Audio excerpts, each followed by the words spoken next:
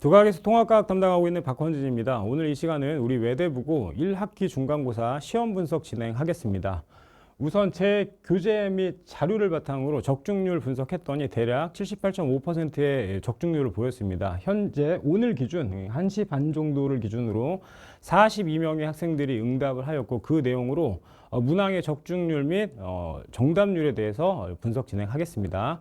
첫 번째 보실 걸 연도별 1학기 중간고사 시험 문항 구성입니다. 그랬더니 전반적인 난이도는 사실 1학기 중간고사는 대부분 쉽지 않나라는 생각이 들고, 아래 보시면 이제 체감 난이도는 중하 정도 된다. 그리고 좀 특이점이 있는 게 이제 이전에 모식도와 그래프, 도표의 분석이 굉장히 많았는데 그 양이 다소 줄었으며 학교 기출 베이스로 나왔던 문제들이 굉장히 많다라는 걸 말씀드리고 싶고요.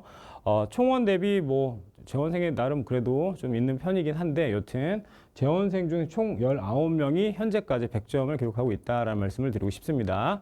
자, 추가적인 이제 분석 이제 진행하겠습니다. 자, 처음 보시면 해당 내용이 이제 이번 시험 범위에 해당되는데, 자, 첫 번째 이렇게 신설된 내용에서 대략 한 10문항 정도가 나왔으며, 저 아래쪽에 보시면 이제 우주의 시작과 혹은 이제 원소의 생성 파트가 있는데, 사실 이 전과 조금 상이한 내용이 있습니다. 일례로 이 앞쪽에 있는 빈도수가 이 뒤쪽보다 다소 높아졌는데 이전과는 조금 다른 추세를 보이고 있지 않나라는 말씀을 드리고 싶고요. 화학 결합도 마찬가지 원소의 주기성에서 일반적인 이제 주기율표에 대한 기본적인 내용이나 금속이나 혹은 비금속과 같은 기본적인 내용은 거의 다 배제되고 화학 결합 쪽으로 포커싱 되고 있다라는 말씀을 드리고 싶고요. 후반부로 가면 갈수록 이렇게 그래프 해석 문제가 주를 이뤘다라는 말씀을 드리고 싶습니다. 자, 다음 보시면 이제 문자를 이미 보내드린 분도 계시는데, 이번 시험에 대한 총평입니다. 외대부고만의 단위환산 문제가 굉장히 많이 나왔습니다. 그래서 물론 체감 난이도는 굉장히 쉬울 수 있으나 해당 내용에 대해서 명확히 인지하지 못한다면 등급이 다소 이제 하향될 수 있지 않나라는 생각이 들고요. 이전 기출 유형과 분명히 유사한 부분이 있지만 그 출제 요소가 약간 달라지는 포인트가 있다라는 말씀을 드리고 싶고, 서두에 말씀드렸던 이제 소단원 일부가 거의 제외되는 파트, 혹은 문항 중에서도 매번 출제되던 내용들이 다소 빠진 느낌들이 분명히 있었다라는 말씀을 드립니다. 영역별로 정리하자면 과학의 기초, 물리 혹은 융합형이라고 이야기해야 되는데 총 10문항 나왔으며, 말씀드렸던 단위환산 문제가 굉장히 많았고, 특히 그와 관련되어 있는 개념과 정의를 명확히 묻는 문제가 출제되었다라는 말씀을 드립니다. 그래서 일반적으로 시중에 나와 있는 문제 중에 이제 어플라이된 문제들이 굉장히 많이 출제가 되었으며, 아래쪽에 화학은 사실 고민의 요소가 분명히 될 수 있지만 그 대비 상대적으로 쉬웠지 않나라는 생각이 들고요. 보통의 문제가 거의 대부분 하이탑 기반으로 나왔다라는 말씀을 드리고 싶습니다. 그래서 시험 기간 내에 저희가 테스트를 보거나 혹은 자주 이렇게 연습했던 문제들이 이제 자주 출제가 되었다라는 말씀을 드리고 싶고, 지구과학의 경우에 모식도 분석 및 그래프 해석하는 능력, 그리고 암기 베이스로 조금 앞쪽에 있는 내용들이 지엽적인 내용들이 많이 나왔었는데, 이번에는 후반부 쪽으로 조금 몰리지 않았나라는 생각이 들고, 고등학교 2학년 수능형으로 좀 빠르게 문제를 풀 수 있는 보기를 구성하고 있다라는 말씀을 드리고 싶습니다. 전반적인 내용 총평하자면 이렇습니다. 우리 외대부고의 단위환산 문제를 이제 이후에 집중해야 되지 않나라는 생각이 들고요. 영역별로 이제 고르게 이렇게 분포는 분명히 되어 있지만 각 영역에서 특별히 어려운 내용은 없지 않았나라는 말씀을 드리고 싶습니다. 자, 제가 이전 설명회 때 여러 번 이제 강조했던 시트 한 장을 가지고 왔습니다. 19년 기출, 23년, 22년, 24년에 이제 이런 기출들이 있었고, 올해 역시 예상했던 대로 이제 똑같이 이렇게 출제가 되었다라는 말씀을 드리고 싶고요. 스펙트럼 문제의 경우에는 두 문제 나왔습니다. 그리고 핵심 요소는 매번 시험에 나온다라는 말씀을 다시 한번 전하고 싶습니다. 자, 다음 화학 문제 맨 왼쪽에 있는 문제가 우리 학교 이번 중간고사 3번 문항입니다. 그래서 위쪽에 있는 이제 정답률이 우리 전체 학생 97.2%가 맞췄다라고 말씀드릴 수 있고요.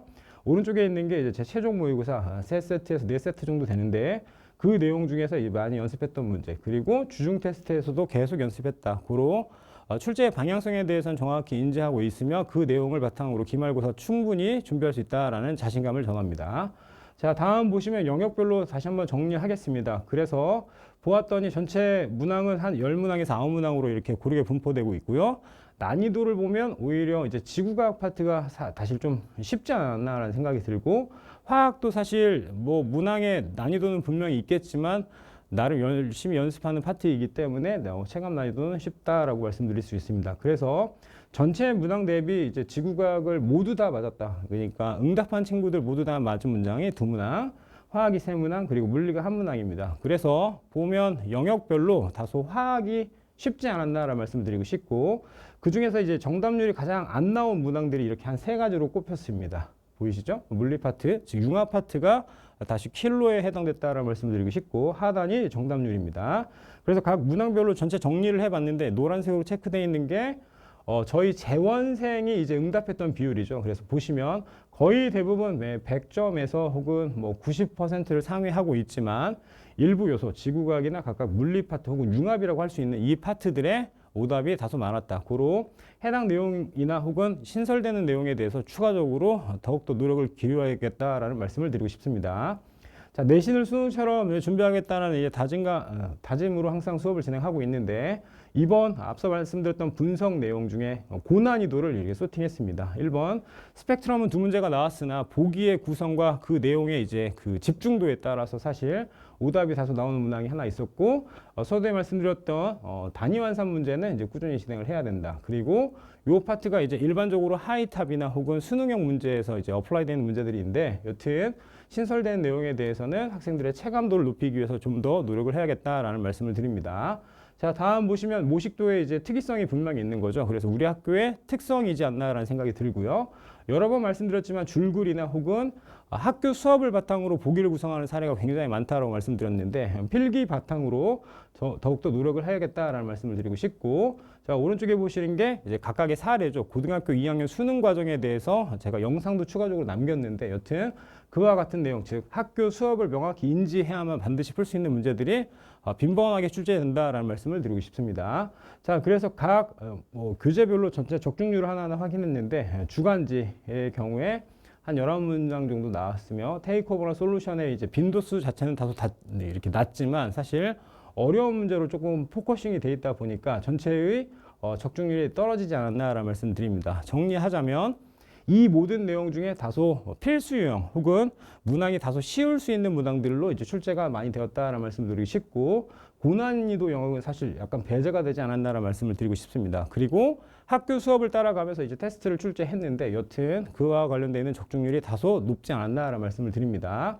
자, 왼쪽에 보시는 게 이제 제가 이제 이틀 전인 거죠. 그래서 최종 정리할 수 있는 영상 전달했고, 그리고 말씀드렸던 고등학교 2학년 지구과 혹은 물리 파트라고 이야기할 수 있는 해당 내용에 대해서 영상을 추가로 남겼는데, 뭐 나름 반응이 있지 않았나라는 말씀을 드립니다. 그리고 학교 수업을 바탕으로 제가 추가적으로 자료를 정리를 했습니다. 또 하나 학교 필기 바탕으로 전체 정리를 해서 학생들이 본인이 직접 공부할 수 있는 좀 이런 바탕을 만들고자 노력을 했는데, 해당 내용 중에서 이제 반별로 약간 필기가 다른 부분이 분명히 있어서 그 내용을 좀 더 개선 보완하겠다라는 다짐을 전합니다.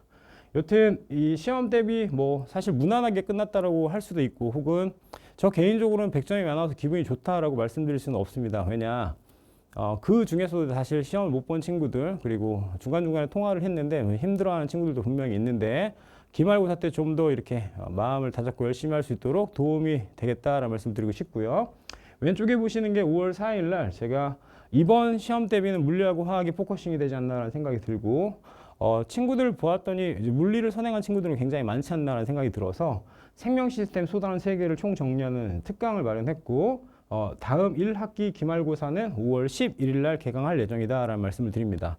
회차에 대해서도 사실 이제 말씀하시는 분들이 많은데, 우리 학교에 절대적인 양은 계속 증가하지 않나라는 생각이 들어서 사실 7회차가 빠듯할 수도 있지 않나라는 말씀을 드립니다. 왜냐, 1학기 중간고사의 범위가 상대적으로 적지 않았나라는 생각을 하고 있습니다. 그래서 조금 더 빠르게 전체 준비해서 원활한 시험 대비를 할 수 있도록 도움을 드리겠다라는 말씀을 드립니다.